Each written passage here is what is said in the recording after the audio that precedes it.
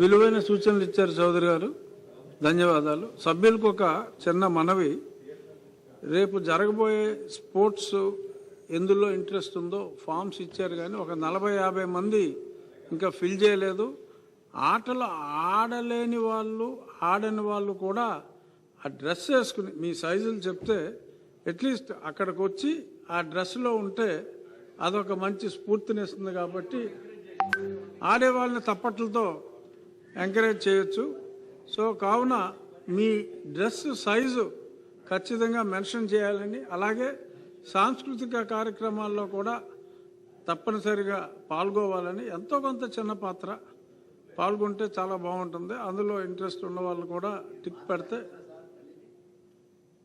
నాకు ఇంకా మా చీఫ్ విప్ గారు రోల్ ఇవ్వాల.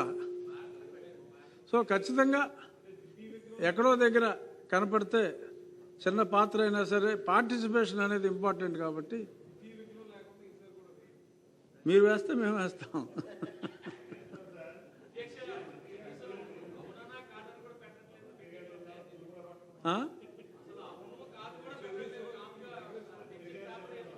అవునవును, అందుకనే పేపర్ ఫిల్ చేయమనే అడిగాము. మీరు కూడా కొంచెం చొరవ తీసుకుని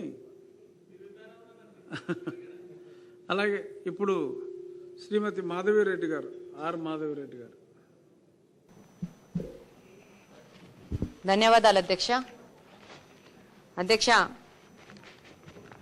ప్రజలకు సంక్షేమం అందించాలని, రాష్ట్రాన్ని అభివృద్ధి వైపు నడిపించాలి, ఆర్థిక సుడిగండం నుంచి గట్టెక్కించాలనే ఉద్దేశంతో ఈరోజు బడ్జెట్ను తయారు చేయడం జరిగింది అధ్యక్ష. ఇందుకు మన సొంత వనరులతో పాటు కేంద్ర సాయం కూడా కావాల్సిన అవసరం ఉంది అధ్యక్ష. ఎన్నో సవాళ్లు ఉన్నాయి, కానీ సంక్షేమము అభివృద్ధి సంకల్పంగా ఈరోజు మన ముఖ్యమంత్రి గారు, మన ఆర్థిక మంత్రి గారు ఈరోజు ఈ బడ్జెట్ను తయారు చేయడం జరిగింది అధ్యక్ష. ఒక మహిళగా నేను రాష్ట్ర బడ్జెట్ను కుటుంబ బడ్జెట్తో పోల్చి చూడదలుచుకున్నాను అధ్యక్ష. ఒక కుటుంబం పెద్ద కుటుంబాన్ని ఆదాయ వనరులు, బాధ్యతలు, ఖర్చులు, ఆకాంక్షలు, భవిష్యత్తు ఆలోచనలు, అలాగనే ఆరోగ్యము, పిల్లల భవిష్యత్తు, వాళ్ళ స్థితిగతులు, సంపాదన అవకాశాలను ఒడిసి పట్టుకోవడం అన్నిటినీ బ్యాలెన్స్ చేస్తూ మనము కుటుంబంలో బడ్జెట్ అనేది క్రియేట్ చేసుకుంటున్నాం అధ్యక్ష. కానీ అదే కుటుంబం పెద్ద అసమర్థుడైతే ఏమవుతుందో గత 5 సంవత్సరాల్లో 19 నుంచి 24 మధ్యలో మనకు అనాలోచిత నిర్ణయాలతో ప్రభుత్వాన్ని చూడడం జరిగింది అధ్యక్ష. ఆంధ్రప్రదేశ్ని సంక్షోభంలో నెట్టిపడేశారు అధ్యక్ష. ఆదాయ మార్గాలు పట్టించుకోకుండా ఖర్చులు పెంచుకుంటూ, అప్పులు పెంచుకుంటూ, క్రమశిక్షణ రాహిత్యంతో దివాలా దిశలో ప్రభుత్వాన్ని నడిపారు అధ్యక్ష. కానీ ఆంధ్రప్రదేశ్ అదృష్టం బాగుండి మన ముఖ్యమంత్రి గారు నారా చంద్రబాబు నాయుడు గారు ముఖ్యమంత్రి అయ్యి మన కుటుంబ పెద్దగా అభివృద్ధి సంకల్పంగా ముందుకెళ్తూ ఆయన అడుగుజాడల్లో మన డిప్యూటీ సీఎం పవన్ కళ్యాణ్ గారు కానీ, అలాగనే మన యువ నాయకులు నారా లోకేష్ గారు కానీ ఆయనతో సహకరిస్తూ ముందుకు పోవడం వల్ల ఈరోజు ఆంధ్రప్రదేశ్ను పునర్నిర్మిస్తున్నాం అధ్యక్ష.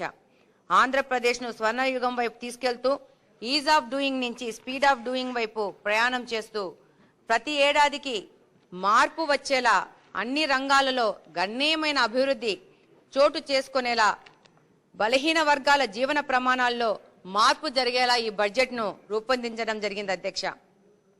విజన్ 2047 లక్ష్యంగా ప్రభుత్వం పయనిస్తోంది అధ్యక్ష.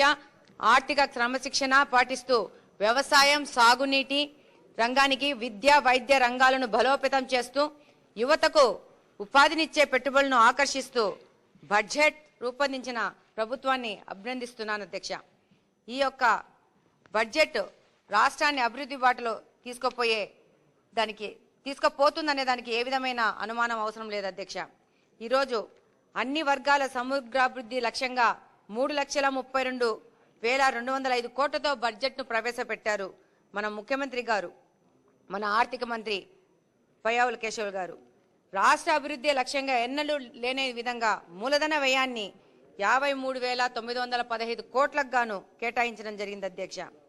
గతంలో పోల్చితే 2021-22లో 18,000 కోట్లు, అలాగనే 22-23లో 8,000 కోట్లు, అంటే మొత్తం బడ్జెట్లో 4%గా, అలాగనే 23-24లో 24,000 కోట్లు అంటే 9%గా కేటాయిస్తే ఈ సంవత్సరము 53,915 కోట్లు అంటే 16% మన మొత్తము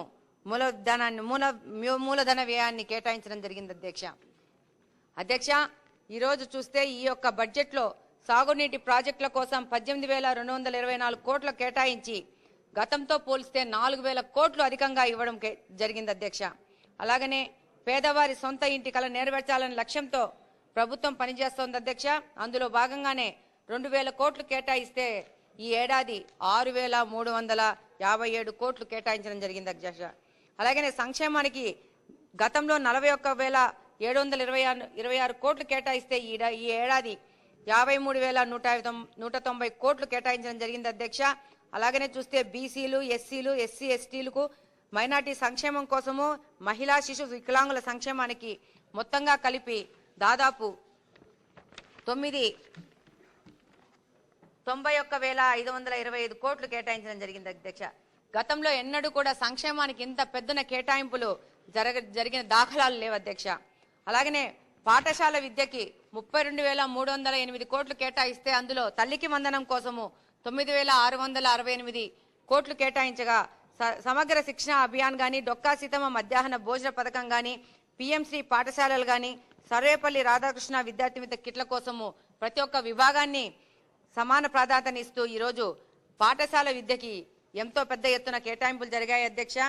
అలాగనే మౌలిక వసతుల కల్పనకు కానీ, అలాగనే ఉన్నత విద్యకు కానీ 1,500 నుంచి 2,565 కోట్లు కేటాయించడం అధ్యక్ష. అలాగనే ఇప్పుడు రాష్ట్రానికి కావాల్సిన నైపుణ్య శిక్షణ అధ్యక్ష. దానికి గాని 1,232 కోట్లు కేటాయించడం జరిగింది అధ్యక్ష. ఈరోజు విద్యుత్ సబ్సిడీకి 11,000 కోట్లు కేటాయిస్తూ వ్యవసాయ రంగానికి పెద్ద ఎత్తున సహకరిస్తున్నారు అధ్యక్ష. అలాగనే జిఎస్టీ 2.0 వలన వ్యవసాయ రంగం యొక్క ఉపయోగించే పనిముట్లు కానీ, యంత్ర పరికరాలు కానీ వాటి యొక్క ధరలు తగ్గి రైతు రాజ్యం అనేది మొదలైంది అధ్యక్ష. అలాగనే అధ్యక్ష వైద్య శాఖకు 19,306 కోట్లు కేటాయించినారు అధ్యక్ష.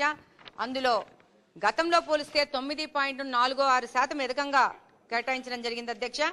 ఎన్టీఆర్ వైద్య సేవకు గాను 4,000 కోట్లు, అలాగనే వైద్య కళాశాల బోధన ఆసుపత్రులకు 3,069 కోట్లు కేటాయిస్తూ ఆరోగ్యానికి పెద్దపీట ఇవ్వడం జరిగింది అధ్యక్ష. పేదల యొక్క ఆరోగ్యమే ప్రభుత్వ లక్ష్యంగా ముందుకెళ్తున్నారు అధ్యక్ష. అలాగనే ఈరోజు గత ప్రభుత్వం 12.3% వడ్డీతో అప్పు చేయగా కూటమి ప్రభుత్వం దాన్ని 9%కు తగ్గించడం జరిగింది అధ్యక్ష. అలాగనే లా అండ్ ఆర్డర్ను పటిష్టం చేయడానికి దాదాపు పోలీస్ డిపార్ట్మెంట్కి వాళ్ళ యొక్క వెహికల్స్ కోసము పెద్ద ఎత్తున కేటాయించడం జరిగింది అధ్యక్ష. అలాగనే పోలీస్ శాఖ యొక్క ఇన్సూరెన్స్ కోసము వాళ్ళ యొక్క కుటుంబాల ఇన్సూరెన్స్ కోసము దాదాపు 20 నుంచి 45 లక్షలు ఉచిత బీమా వచ్చేదానికి కూడా ఈ యొక్క కొత్త ప్రక్రియ మొదలు పెట్టడం జరిగింది అధ్యక్ష. అలాగనే అర్బన్ నుంచి వచ్చిన ప్రాతినిధ్యం వహిస్తున్న మా యొక్క అర్బన్ కి మున్సిపల్ పట్టణాభివృద్ధికి 14,539 కోట్లు కేటాయించడం జరిగింది అధ్యక్ష. ఈరోజు అలాగనే మేము చాలా హోప్ చేస్తున్నాం అధ్యక్ష. మా యొక్క అర్బన్ ప్రాంతాల అభివృద్ధికి మంచి అవకాశం ఉంటుందని ఈ బడ్జెట్లో. అలాగనే మహిళల ఉచిత బస్సు ప్రయాణానికి 1,420 కోట్లు కేటాయించడం జరిగింది అధ్యక్ష. ఈరోజు స్త్రీ శక్తి అనే కార్యక్రమాన్ని మొదలుపెట్టి రాష్ట్రంలోని మహిళలకు ఉచిత ప్రయాణాన్ని కల్పించి దాని ద్వారా దాదాపు ఇప్పటి వరకు 44 కోట్ల మంది ప్రయాణం చేయడం జరిగింది అధ్యక్ష. గత సంవత్సరం దాదాపు 1,000 కోట్లు దీనికోసం ఖర్చు జరిగింది. అప్పుడు కేటాయింపులు జరగలేదు, కానీ ఇప్పుడు దానికోసం 1,420 కోట్లు కేటాయించడం జరిగింది అధ్యక్ష. దాంతోపాటు పిఎం ఈ బస్ సేవా పథకం కింద రాష్ట్రానికి 750 విద్యుత్ బస్సులు కేటాయించడం జరిగింది అధ్యక్ష. కేంద్ర ప్రభుత్వము వీటిని 11 నగరాలలో నడపనున్నారు అధ్యక్ష. అలాగనే తిరుపతి తిరుమల మధ్యన కూడా బస్సులను 300 బస్సులను కేటాయించడం జరిగింది అధ్యక్ష. ఒక్కసారి రాయలసీమ ప్రాంతం మీద మాట్లాడమంటారు అధ్యక్ష? 2 minutes. కేశవ్ గారు చదివిన దాన్నే మళ్ళీ ఎక్కువ రిపీట్ చేస్తున్నారు. మీరు మీ ప్రాంతానికి అన్వయించుకుని మీకు ఏది అయితే బాగుంటుంది అన్న దాని గురించి మాట్లాడితే ఒక్క నిమిషం మాట్లాడతాను అధ్యక్ష. అలాగనే అధ్యక్ష ఈ బడ్జెట్ లో ప్రత్యేకంగా చెప్పుకోవాల్సింది ఏంటంటే దాదాపు 30,000 కోట్లు ఈ రాయలసీమకు కేటాయించడం జరిగింది అధ్యక్ష. రాయలసీమ ఇంటిగ్రేటెడ్ అభివృద్ధి కోసము ఒక రాయలసీమ వాసిగా కరువు ప్రాంత బిడ్డగా ఈ బడ్జెట్ నేను సంపూర్ణంగా స్వాగతిస్తున్నాను అధ్యక్ష. దీనికోసం మన లక్ష్యం గ్లోబల్ హార్టికల్చర్ హబ్ అధ్యక్ష. ఈ యొక్క కార్యక్రమం ద్వారా కరువు తాండవించే సీమ ప్రాంతాన్ని ఫ్రూట్ బాస్కెట్ గా తయారు చేస్తూ గ్లోబల్లీ రాయలసీమని ప్రపంచానికి పరిచయం చేసే కార్యక్రమం మొదలైంది అధ్యక్ష. ఇక్కడి నుంచి రైతులే గ్లోబల్ వ్యాపారవేత్తలుగా ముందుకెళ్లే విధంగా ఈ రోజు ప్రభుత్వం ముందుకెళ్తా ఉంది అధ్యక్ష. ఒక పక్షపాతిగా రాయలసీమ వాసిగా రాయలసీమకు ఇంత పెద్ద ఎత్తున కేటాయింపులు చేయడం అనేది మన ముఖ్యమంత్రి గారి వల్లనే చేతైంది అధ్యక్ష. ఈ రోజు దీని ప్రకారము ఇప్పుడు 8.41 లక్షల హెక్టార్ల విస్తీర్ణంలో సాగు ఉంటే దీన్ని దాదాపు 14.41 లక్షల హెక్టార్లుగా ఈ యొక్క సాగు విస్తీర్ణం పెంచే బృహత్తర పథకానికి ఈ రోజు నాంది పలికారు అధ్యక్ష. దీనిలో భాగంగా మైక్రో ఇరిగేషన్ గానీ, మార్కెటింగ్ లింకేజ్ గానీ, అలాగనే ప్రాసెసింగ్ విలువ ధరలు పెంచుతూ ప్రాసెసింగ్ యూనిట్ల ఏర్పాటు గానీ, అలాగనే ఈ యొక్క మార్కెట్లకు చేరుకోవడానికి రహదారుల విస్తరణ మరమ్మతుల విషయం గానీ చేసుకుంటూ ఈ రోజు గ్లోబల్ యాక్సిస్ అంతర్జాతీయ ఎగుమతులను పెంచుకోవాలనే ఉద్దేశంతో ఈ రోజు రాయలసీమకు ఇంత పెద్ద ఎత్తున కేటాయింపులు చేయడం జరిగింది అధ్యక్ష. ఇందులో ముఖ్యంగా మౌలిక వసతులు కల్పించడం ద్వారా రాయలసీమ ప్రభుత్వం సమగ్రంగా అభివృద్ధి అయ్యే అవకాశం ఉంది అధ్యక్ష. అలాగనే రాయలసీమ ప్రాంతానికి పునర్జీవం చేయడానికి దాదాపు 8,000 కోట్లు ఈ యొక్క సాగునీటి రంగానికి కేటాయించడం జరిగింది అధ్యక్ష. ఈ సాగునీటి కార్యక్రమాలకి 20 నెలల వ్యవధి కూడా కేటాయించడం జరిగింది అధ్యక్ష. గతంలో పోలిస్తే 5 సంవత్సరాలకు గాను 2,000 కోట్లు మాత్రమే కేటాయించారు. ఇప్పుడు 8,000 కోట్లు ఒక సంవత్సరానికే కేటాయించడం జరిగింది అధ్యక్ష. ఆ రోజు ఆగిపోయిన ప్రాజెక్టులను కూడా మళ్ళీ రీస్టార్ట్ చేయడం జరుగుతుంది. ఆ ప్రాజెక్టుల ద్వారా రాయలసీమను ఆదుకోవడం జరుగుతుంది అధ్యక్ష. ఇందులో దాదాపు 10 జిల్లాలు రాయలసీమలో, అందులో అనంతపురము, అన్నమయ్య, చిత్తూరు, కర్నూలు, నంద్యాల, ప్రకాశం, మార్కాపురము, శ్రీ సత్యసాయి, తిరుపతి, వైఎస్ఆర్ కడప జిల్లాలని 10 జిల్లాలని 303 మండలాలుగా డివైడ్ చేసి దాదాపు 5,869 గ్రామాలకు ఈ యొక్క కార్యక్రమాన్ని విస్తరింపజేసి ఈ యొక్క గ్లోబల్ హార్టికల్చర్ హబ్ గా అభివృద్ధి చేయడానికి అవకాశం ఉంది అధ్యక్ష. మీరు సమయం ఎక్కువ ఇవ్వలేదు కాబట్టి నేను కూర్చుండిపోతున్నాను అధ్యక్ష. Thank you.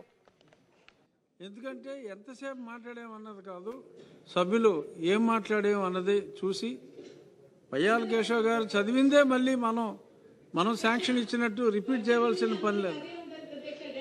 అందరికీ అదే ఉండదు. ఇందాక సుజనా చౌదరి గారు మాట్లాడారు, చక్కగా సలహాలు ఇచ్చారు.